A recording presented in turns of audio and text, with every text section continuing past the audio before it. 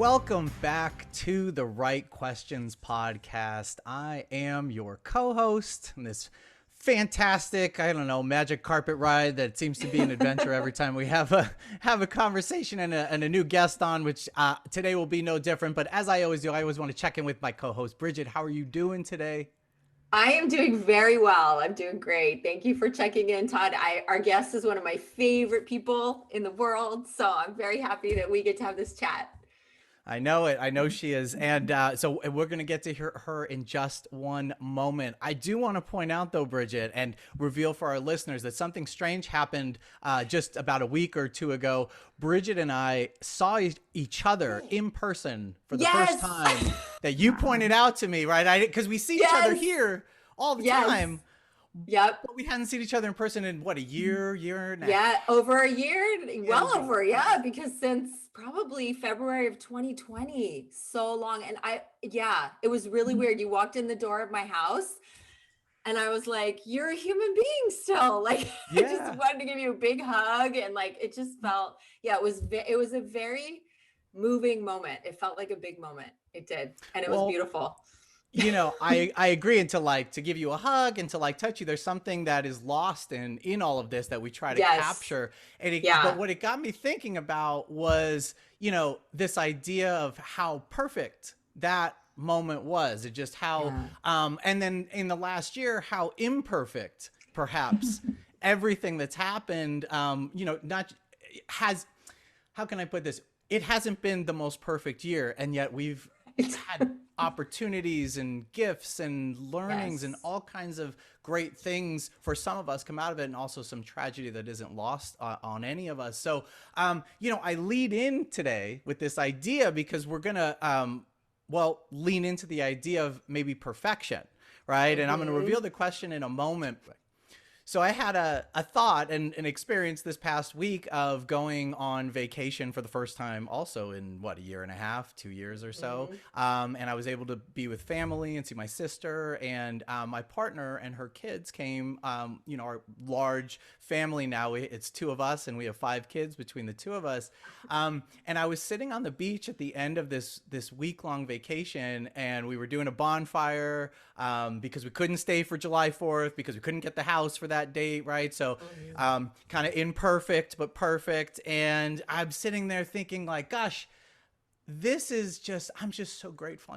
I was so moved and in the moment appreciating how perfect it was sitting on the beach with kids screaming at each other. Somebody was burying another. Somebody was crying. The s'mores had sand all over them. Like, there was problems for everybody. And yet everything seemed to be kind of just right. And it was nothing that I had ever pictured in my mind of what July 4th, 2021 would look like. Right. So I say that because I'm going to have you introduce our guest in a moment, Bridget. But I say that because the question we're tackling today has a lot to do with this, right? And it's sort of this idea of, and the question is, what would you do if you didn't have to do it perfectly, right? And we're going to get into the spirit of what that really means. And I imagine that our guest has a couple thoughts about my beach excursion. So I'm going to shut up now and I'm going to let you introduce this wonderful, warm, brilliant soul so that we can experience all of her wisdom. Bridget. Yes. Well, yes. Thank you, Todd. And that's a great kickoff. I was moved by all of that, as I always am when you kick things off. I never know what you're going to say, but I always love it. And thank you for bringing up us seeing each other. And that's another great example of the gifts of imperfection, to quote the title of Brene Brown's book. I almost didn't feel like I hadn't seen you in that long, because we do see each other and talk to each other all the time over Zoom. And so, as imperfect as Zoom is, it's a beautiful gift that allows us to stay connected. And that's where we are now. And so I am so happy to have here on our Zoom and on our podcast, the amazing Margalit Gruenberger. I just say welcome. Thank you for being here. Thank you. Yeah, welcome. Amazing. Yay. So great to be here. Yes, we are so excited to have you here. We're going to have a fantastic conversation.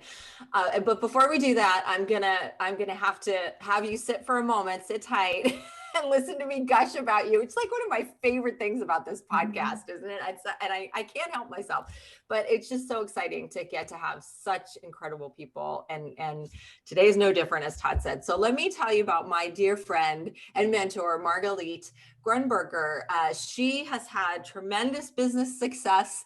She grew a wholesale linens company from one single pillowcase, which is where it all started with her partner, Lisa, into a multi-million-dollar bedding company. She and her co-founder, Lisa, founded in 1996, the company called Gotcha Covered. Isn't that a fantastic name? Brilliant.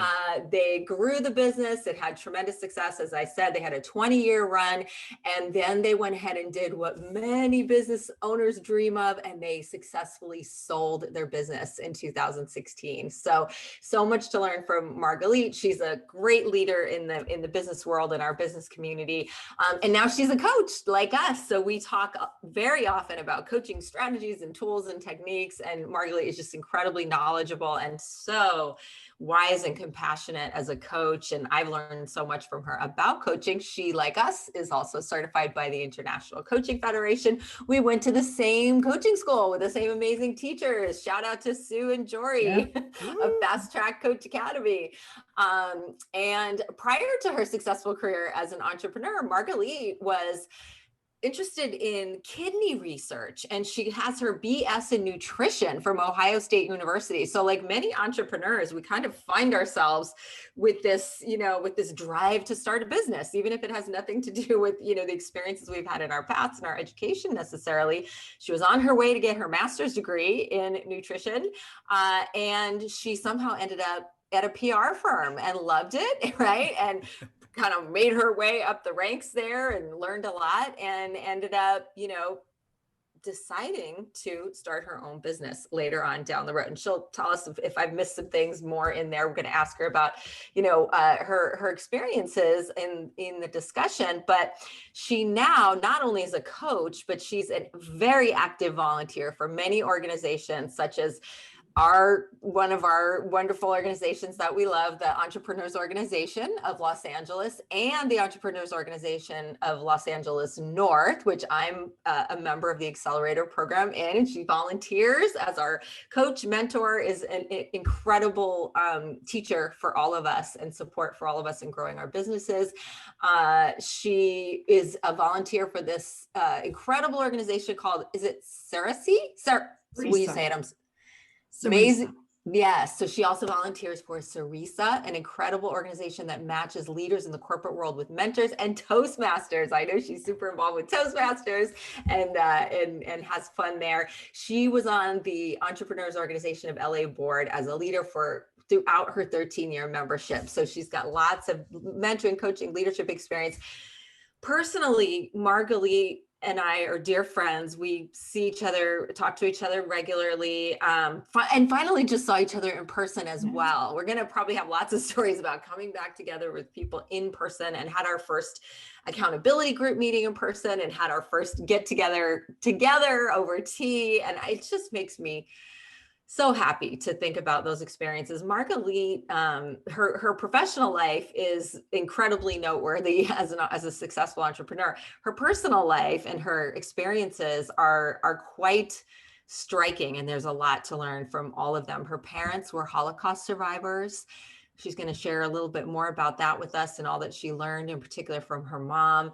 Margalit is a breast cancer survivor. I don't know that the term thriver, breast cancer thriver, through that experience, a lot to learn.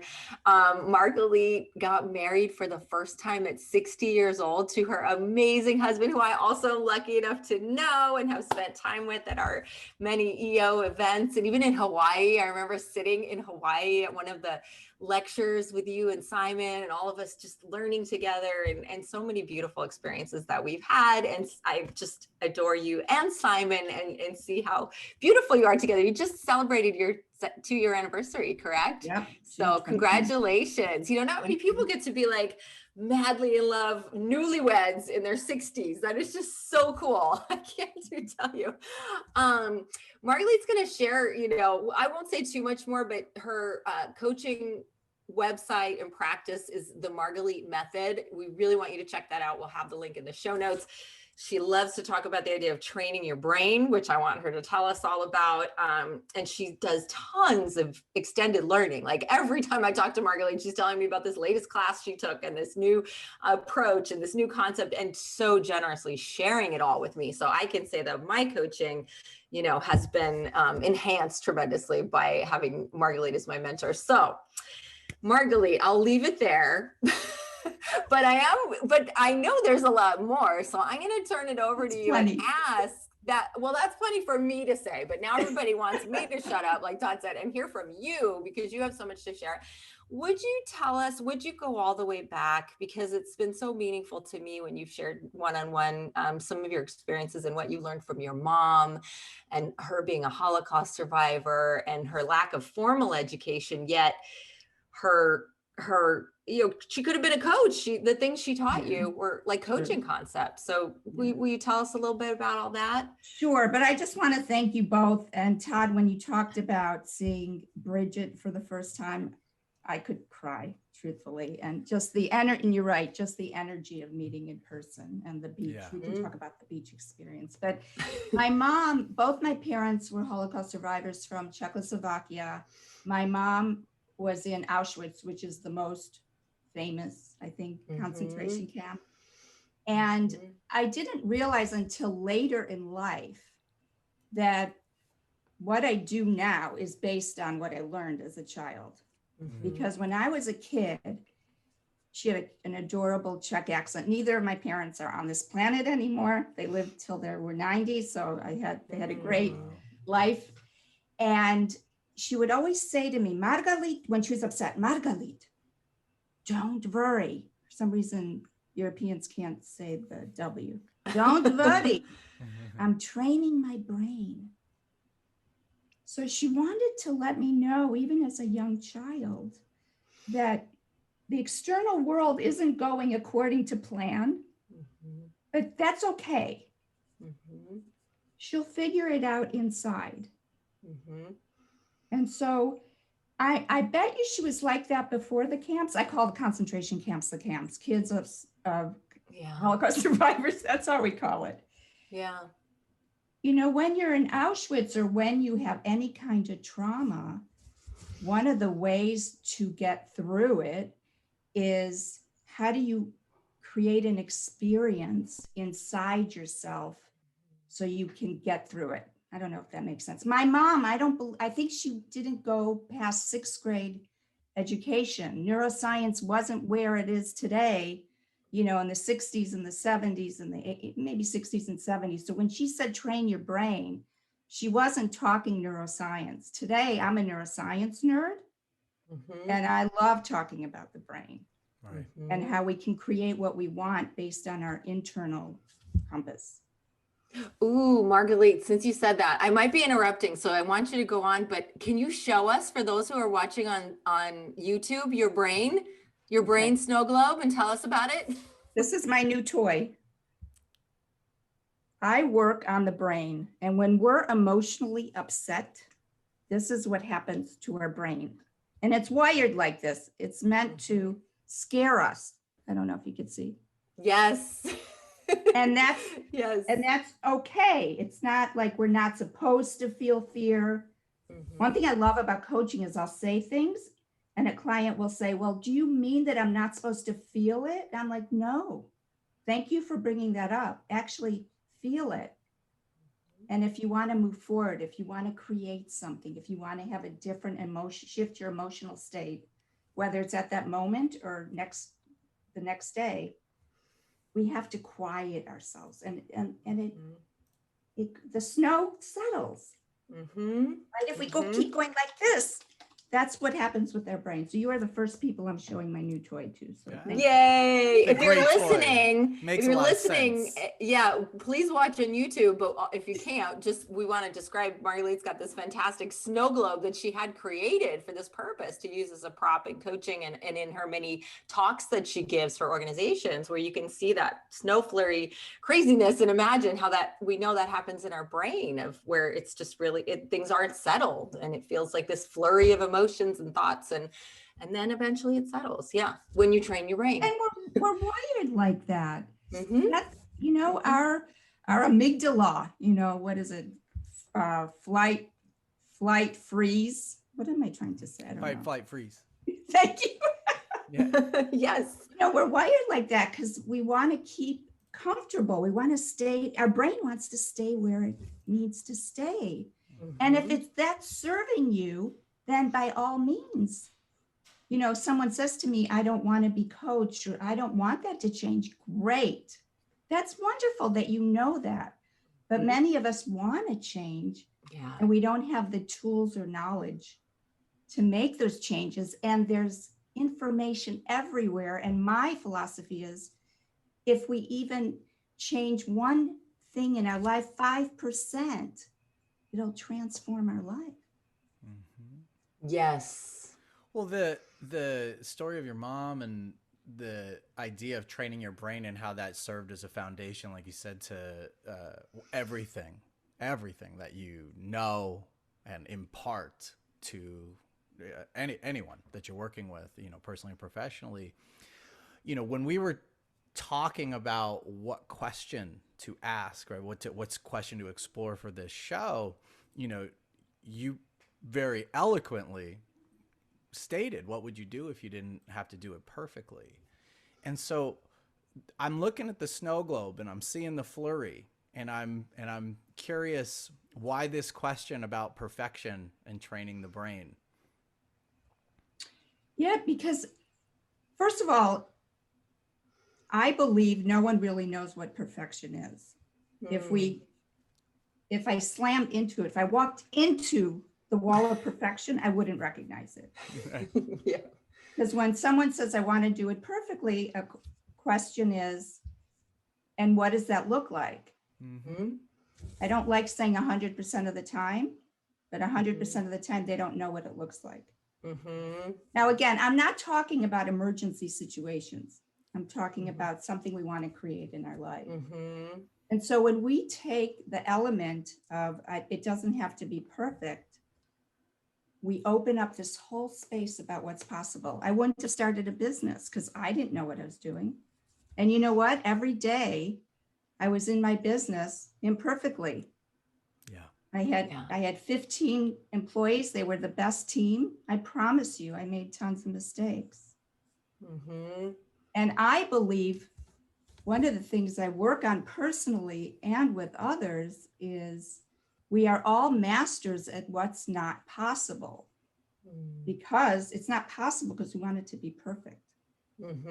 What if perfection's taken off the table? What if you can't mess it up? You know, the pandemic is a perfect example. In one of my leadership trainings that I did, you know, people were saying, I don't know how to do this pandemic. There's no playbook. You can't mess it up. What if there's no playbook? What if we can't mess it up? What's possible? Then what? Well, we have a culturally, right, society, like we have a sort of an obsession with perfection. It's that we have sayings all over across time, right, across history and across cultures about like what, to your point, what perfection even means or how to achieve it. I mean, I'm thinking of, and in different applications, right? So like pitch perfect. He or she they could be pitch perfect, or you could throw the perfect pitch, right? Like, and the perfect pitch depends on the scenario and what you're trying to achieve on the field. Like if we're talking about baseball and who the batter is, right, and what inning we're in, or the perfect storm, right? To take another, you know, a little slant to it, like what would that perfect storm be? But in we use that often to say it was like a positive thing, like the perfect storm of the pandemic for us. It created this situation. But then I also hear in there these really deep sayings in our culture, right? That things from like Tolstoy, if you look for perfection, you will never, ever be content. Right. Or as I'm reading here, because I wrote it down, Salvador Dali, have no fear of perfection. You'll never reach it. Right. So not only do we not have the idea of what it, like you said, 100% of the time, we don't really know what it is. we don't even think, well, we may not ever reach. It's an untenable, unreachable goal, and yet everything can still be perfect, is what I hear you saying. Right. And we also have a different definition of perfection. If the three of us talk about any topic, we'll have a different definition.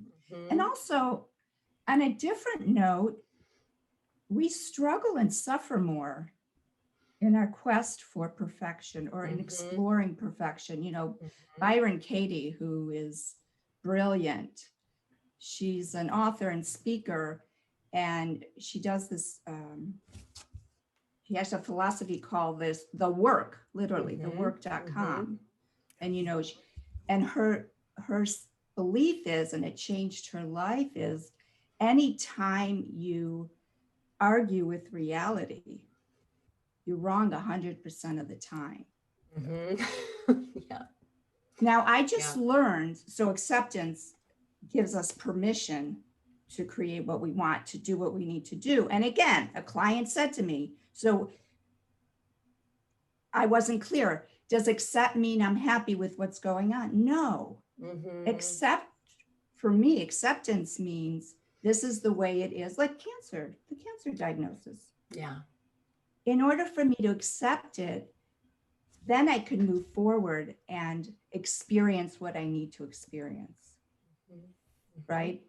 If a client accepts something, it's like respecting where you are now doesn't mean you don't want to change it. In fact, it's the opposite. It opens up the space to change it.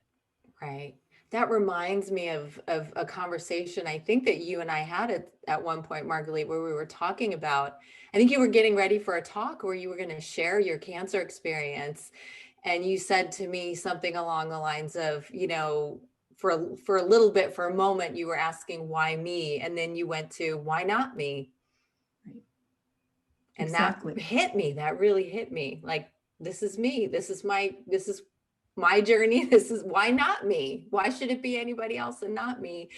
And I just know that experience for you, you know, that you really grew from it. I mean, you wouldn't choose it. It's the kind of acceptance you're talking about, right? Like of course you weren't happy about it. You didn't want it. You wouldn't choose it, but you used it as a tool for growth. And you now share it with others as a teacher, because we can learn so much from it. And it's interesting, it's exactly 10 years, July 3rd, where all my cancer treatments started, you know, I was finished with all of them. And when you bring that up, I had to accept that, yes, many of us get cancer. I'm one of them. And how could I train my brain to experience it in a better light, than make it better than it is, make a bad situation better, not worse. Yep. And so I got to meet beautiful nurses. I called them my angels. And also, you know, another thing I get from my parents is life is a gift. And I don't mean to be trite, but life is a gift. None of us are entitled to any of this. Yeah, it's a gift. So whether it's cancer, a divorce, or a death, or how do I show up in the world with others, you know, accepting who I am, make changes, train my brain to create what I want. You know, it's that life is a gift, is, you know, like you were talking, Todd, about the beach. To me, you saw it all as a gift. Perfection, it's irrelevant. It doesn't matter. Right? Does that make sense? Oh, absolutely. Well, to your point, Margalit, what you know, what the perfect relationship or marriage or partner would look like, or what it would be like with them, or, you know, what the beach should be like, how the house could be, how the kids should be acting, right? How my family should be, what they should be saying, all the shoulding we do, right? Because that's really the perfectionist, just shoulding on everything. It's like, this is the way things should be. And I was really struck because I truly believe it, and I've experienced what you said earlier about, you know, feeling the pain and the suffering that is connected to perfection. You know, what I might say, I call like an expectation of a person or what the future holds. And what I hear in this question, sort of the spirit of why we're asking it or why you posed it, what would you do if you didn't have to do it perfectly, is that in giving up perfection, I open myself to all the experiences that exist that I otherwise may not ever get to when I sit in this fear, if I stay in this fear, or even if I heard you even clearly, like, run from this fear, avoid this fear. I heard you say, sit with the fear, accept the fear, whatever it might be, accept the suffering, accept that this is the way things are, so that you might, if you so choose, do something about it. Yeah, I grew by business. My business partner and I are so different. We're also good friends. I'm not That's saying good. she's fearless, but he doesn't have a lot of fear. I had so much fear.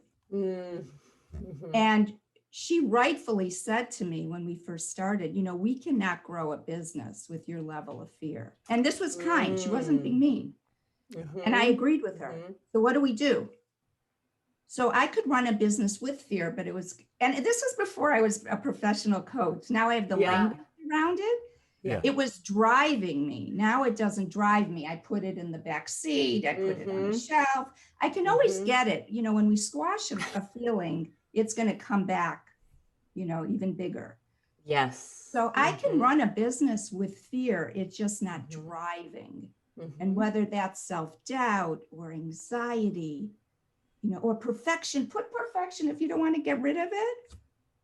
It's up to us, choice. And that's another thing from my parents. I always have to have a choice, a freedom. You know, not being perfect gives you freedom. Yeah. Yeah. Freedom. Margalit, what did you do when your partner said that? What were your next steps to shed those fears, or what did you do? Even when you're asking me, my heart's racing because I could feel it. And I said, Lisa, you're absolutely right. What do I do? And I literally today, again, I have the language. I said, how about if we put it on a shelf? It's ridiculous when I say it out loud, but that gave me permission to now what do I do? The fear's over there. No one told me I can't have it. No one told me I can't take it. You know, when you say to someone, you know, don't feel like that, or don't cry, right? Some people say that. Cry and do it anyway. Yes. Yeah. Yes, exactly. I mean, being on a podcast is, you know, it's a little fearful, right? Yeah. It's a little bit. Do it anyway. Yeah. Because it's inspiring, it's fun. There's other emotions involved. Yeah.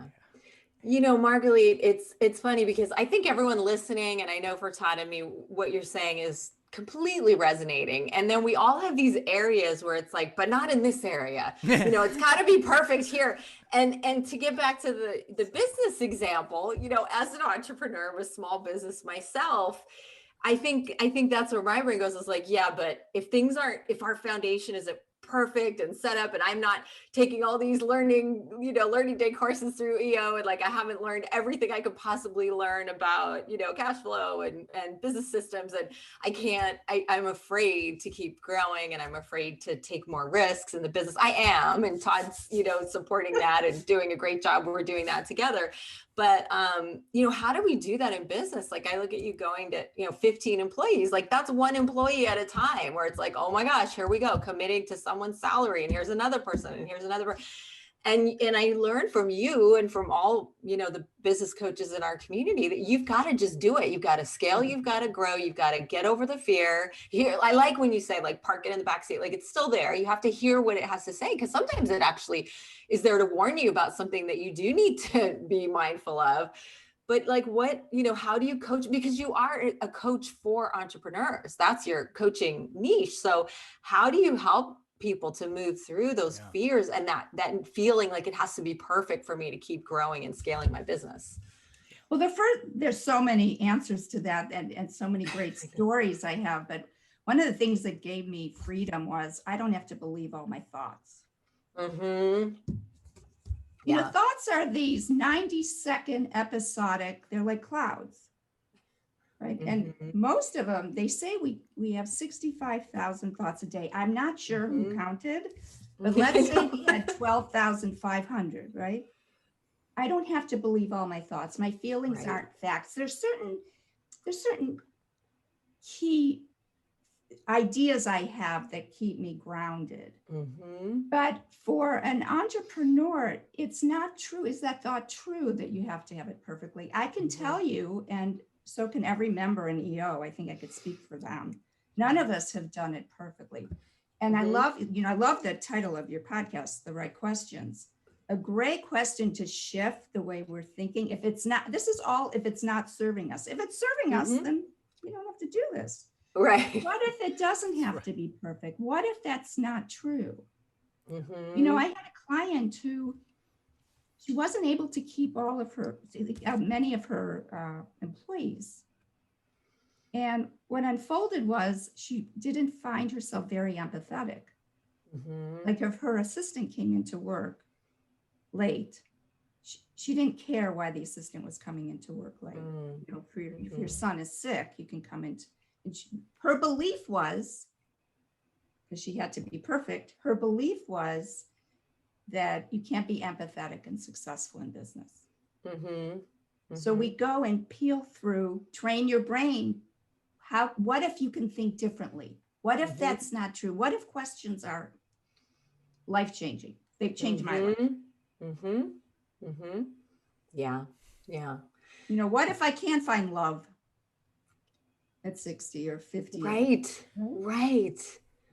Well, and it's, you know, we use this word perfect. It's like we kind of hit on it earlier with the what if. It's like, what if there's no idea of perfection? What if there is no perfect? Then Correct. What? Then what are you going after? Right. And to zero in and to get that clear, whatever that is, like what I hear you saying is clarity can lead us towards sustained or, you know, clear action, right? A clear goal, we can take actions, but without an understanding and an acceptance of the current moment and also what our thoughts are doing in that. Like, we don't have to, we can accept and say, oh, look at that. Like, oh, look at that, right? I'm sure you train people all the time. We talk like, oh yeah, look at that. I'll say, Todd, wow, you're really anxious right now. Like, what's going on? I didn't realize my shoulders were like up in my ears. I'm like, oh, wow. And then you start to, and when I do that, I get to come in and experience whatever is going on, which seems to be the greatest gift. What if you weren't anxious? What if you could take a deep breath? Yeah. And it's helpful in business too. I had a client who had a major contract with a major retailer, and she decided that she couldn't negotiate one little thing. What if she could? Yeah, I think you've said that to me, Margalit, when I've shared my, you know, some crazy thoughts or some thoughts that weren't serving me. Is like, what if you could do it? What if that weren't true? And just having you or having a coach ask a question like that is like, oh my gosh, there I went again, believing my thoughts. You know? And what I like is I don't want to dismiss anyone. Right. That's not helpful. It's not helpful when we dismiss ourselves. And perfection is dismissing what's possible. Yeah. It's like perfection is, we're gonna, you know, again, our brain is wired this way. You know, you don't want me to go off on neuroscience. I'm not a neuroscientist, but I do a lot of studying. And it's like, it's just stuck here. And if we can't unstuck it, uncover what's underneath, we're gonna stay where, you know, status quo. Right. Right. And most people in my world, professionally and personally, want some kind of change. Right. So they know, you know, there's a 6-inch difference between where we are and where we want to be. Right. Yep. The brain.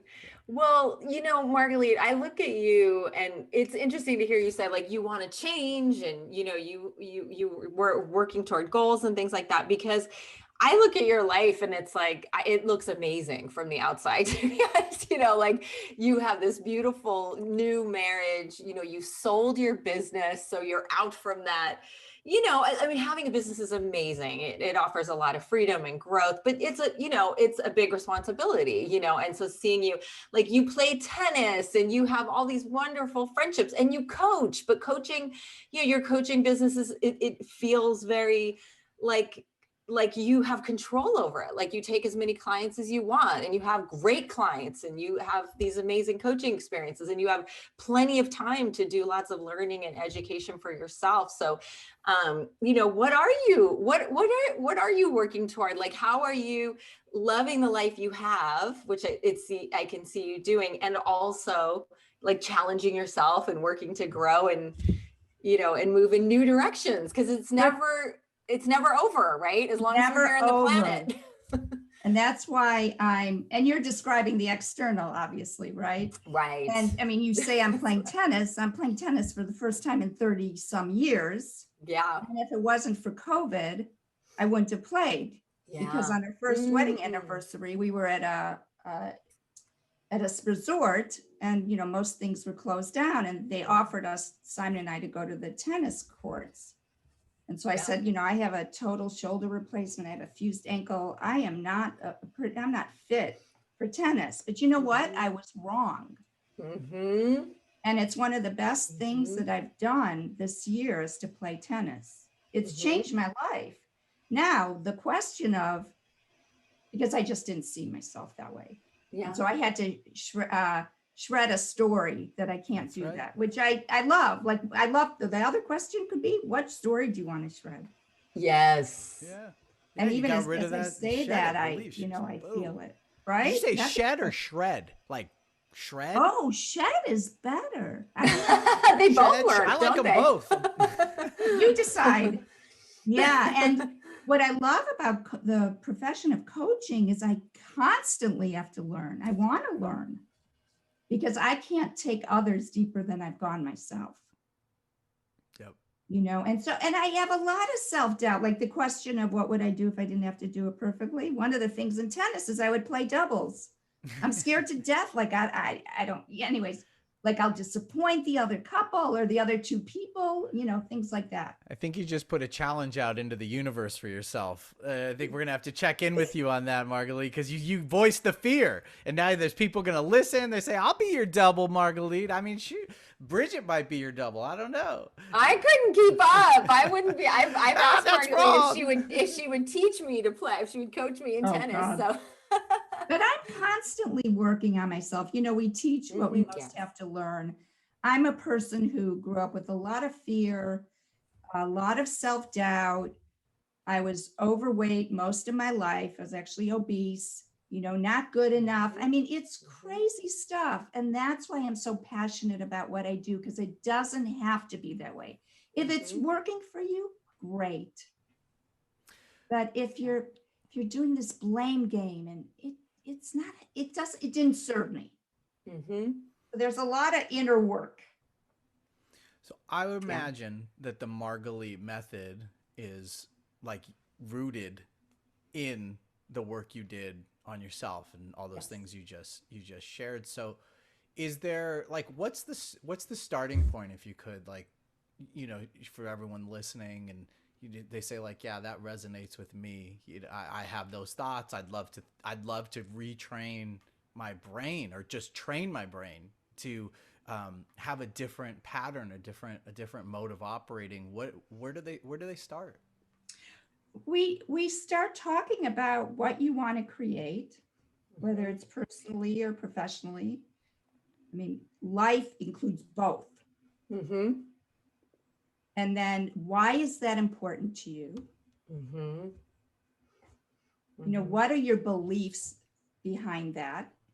And I don't know if either of you have read or reading Adam Grant's book, Think Again. I think that's what it's called. And I've said this before, but he writes it better than I'd ever say it, is we don't update our beliefs.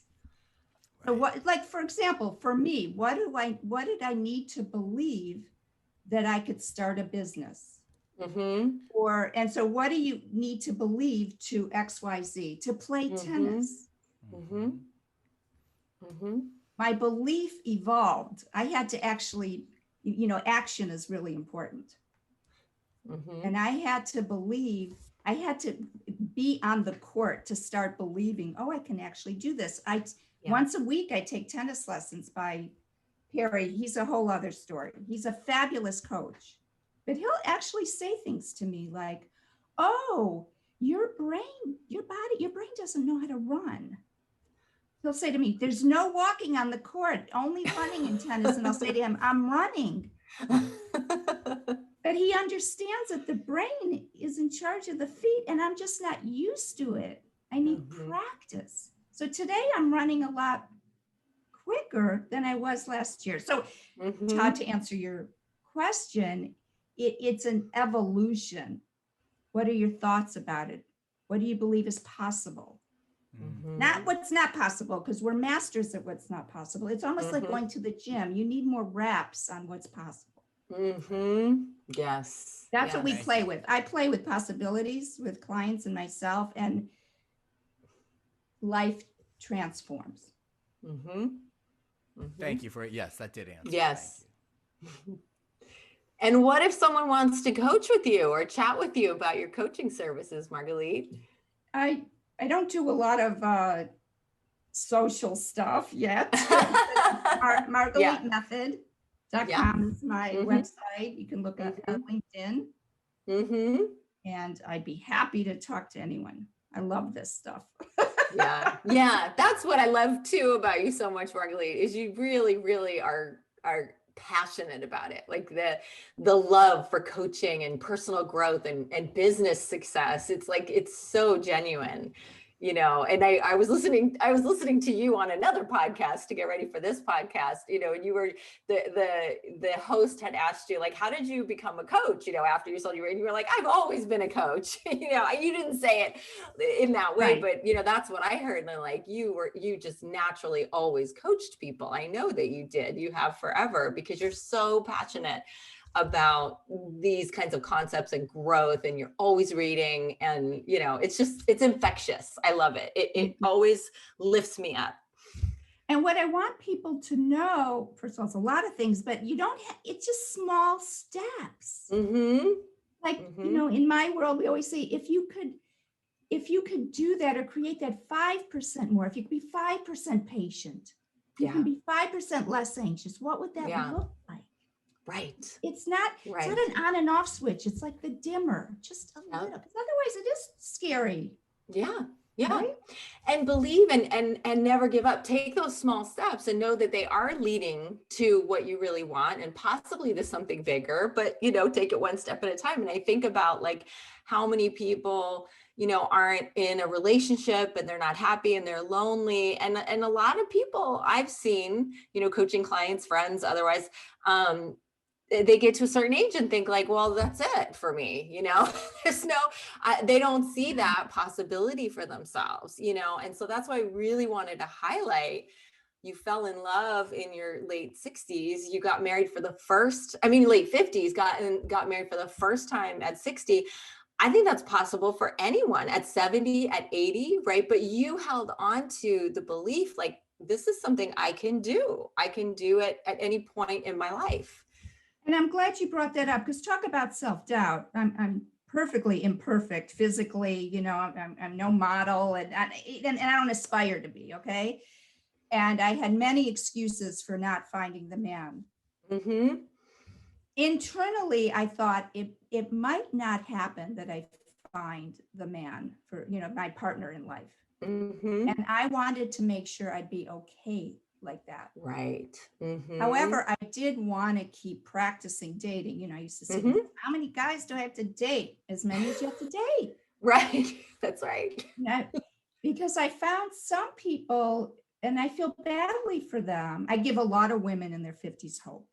So Yes. There was that. Yes. But I see a lot of women. I talk to mostly women who that they're bitter. They don't like men. They don't want to bother. And I'm like, how is it helping you? I can have that feeling, but it doesn't help me. So that's work in progress. It's not like every day I woke up and went, yay, I get to go. Right. Yeah. It's a practice. And even with Simon, he lived in San Diego, 2 hours away. What am I going to do? I was at an EO event. I brought him. Why aren't you dating him? Because he lives in San Diego. That was my excuse. Oh, interesting. What if it was possible? Right. So. Yeah, clearly it was. Thank goodness that you kept opening your mind to the possibility that it could work out, because it's a beautiful relationship. I think what I'm really lucky with my parents is if I hear the word you don't have a choice, forget it. I'm done. Yeah. We You don't always have a answer. choice. You don't Yes. answer. I could go through it and struggle every moment, Mm-hmm. or I can make it better. Mm-hmm. It's not you know what I mean? And so the Yes. minute, I laugh, I'm on Weight Watchers. I love it because you can eat whatever you want. If you eat it all on the same day, you're not going to create what you want on the scale. But don't tell me I can't eat something unless it's medicinal, Right. Things Right. like that. Right. I love that. I love that. Yes. And I've seen your tremendous success on that journey. And that's been very inspiring too, to see you, transform Right. because you kept believing in yourself and what's possible, and you can do it at any point, at any time, your own way, the way that works for you. It's been really inspiring and Well, wonderful. I had a lot of practice doing it the way that didn't work for me. Right. And that's what we're talking about. That's okay. Like, that's part of the journey. Like, there's no perfect way to do it. And what's in the past is in the past. That taught us, that got us to where we are and where we need to be to then move forward to be where we want to be now. It's like the people who say there's no such thing as failure. I kind of like that. Like, it was all getting us to where we are and where we're going, and I see you living that. Yeah, I know. Failure creates opportunities. That's a whole other podcast. Yes. It doesn't feel that way while it's going on. Right. And it creates opportunities. Absolutely. Yeah, Margie, we could do 50 podcasts with you, Margie, where we would have a different topic that we could dive into. We should probably. Well, it's two coaches, Right. We're three. Yeah, we're all three. We're all coaches, and the two of us. So yeah, Todd. Well, we hit on it just a second ago. We had our last podcast guest, Dr. Angela Hubner. We were exploring this question: how can I break out of my invisible prison? And you've also offered some ideas to answer that question as well. One of the questions that she posed, because every episode we have our last guest ask a question. So a second ago, Bridget was talking about the possibilities, and you just keep pushing it. It was tennis, and you got married. This is Angela's question for you. What is the next big thing you're doing? What's your next I know big you can thing? Take a minute. That's a great question for you. Because we always talk about, like fast. I tend to do things really fast, and like I'm doing this and I'm doing that. And you, I love, are so mindful, and you enter into things carefully. No, this is a beautiful gift, and slow, and what you have a saying about doing things, you have to do things slow to be fast, or what is that saying? You have to slow down to speed up. Slow down to speed up, right? Right. So the question of what's the next big thing, it might not be what appears to be a big thing, but what is the next something for you? So I am committing here on this podcast.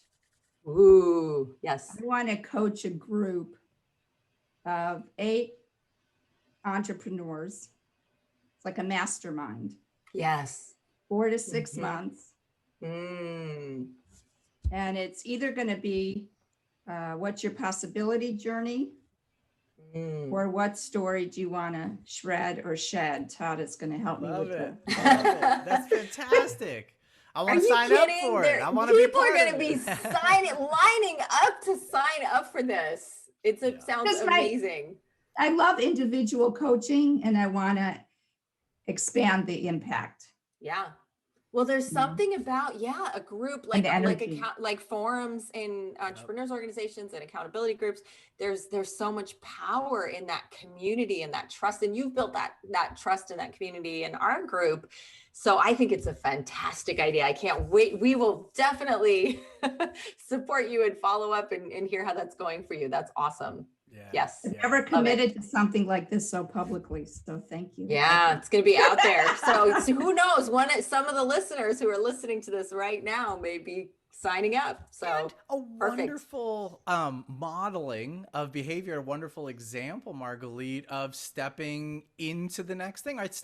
Taking your own advice, challenging yourself, stepping out of your comfort zone into a courageous space to make something new happen, right? The potential's there, opportunities there, potentialities there, and we're going to see what happens. I know, when there's something special that does happen in groups of individuals, and the collective force of, 8 entrepreneurs doing big things can really, change the world. As what was that, Margaret Mead, right? Yes. Yeah. What if it was possible, right? Yep. That's right. Yep. So then we had to ask you don't know who our next guest is going to be, but we want you to pose a question to this individual. What can we ask them on your behalf?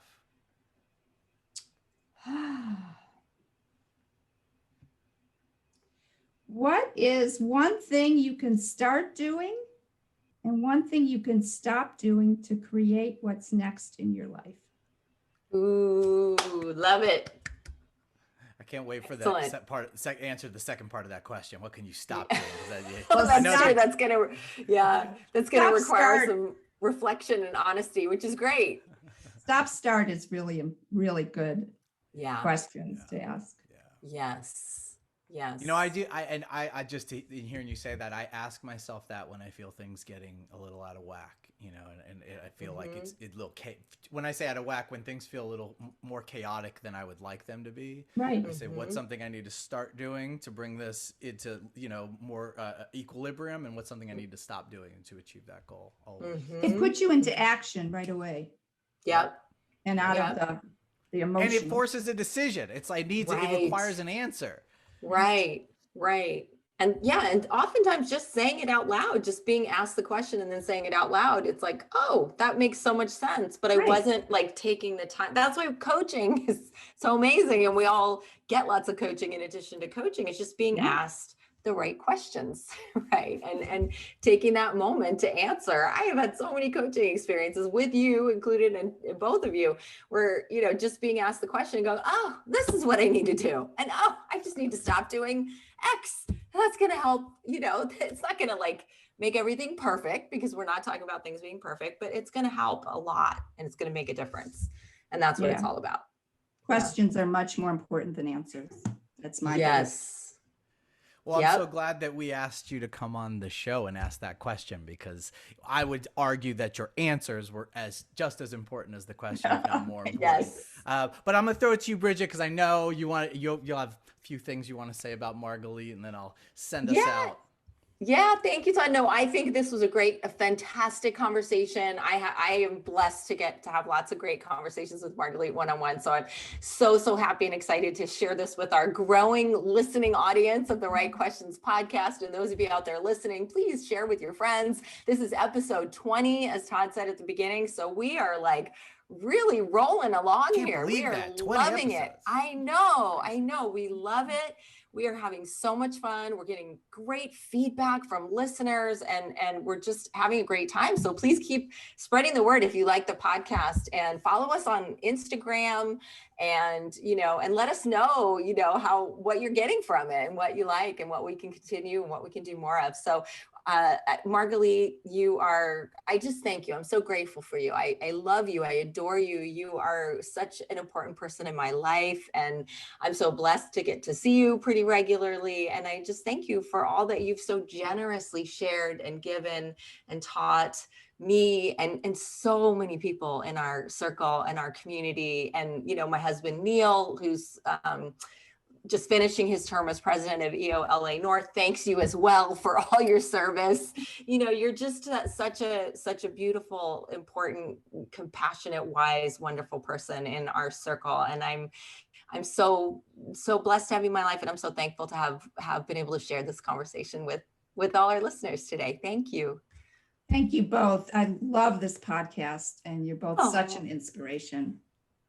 Honestly, thank you so much. Thank you, Margalit. Our listeners, just like myself and Bridget, there's an immense benefit and a deep gratitude for the ideas that you are sharing here. I mean, they resonate. They speak to things that go on inside of all of us, and also things we want to shed or shred in ourselves, right? Beliefs we want to get rid of and move on from, maybe just set to the side and move on to see what else is possible. So, thank you for taking the time and for sharing, as I said at the start, all of this wisdom. All of you listeners out there, I really encourage you to check out Margalit and her Margalit method, because if today was any example, and it certainly was, there's only more wisdom, more insight, and just more life to be lived when you kind of follow the things that we're sharing here in the podcast. So thank you again, and to everyone out there, be good people and make good choices. We'll see you next time.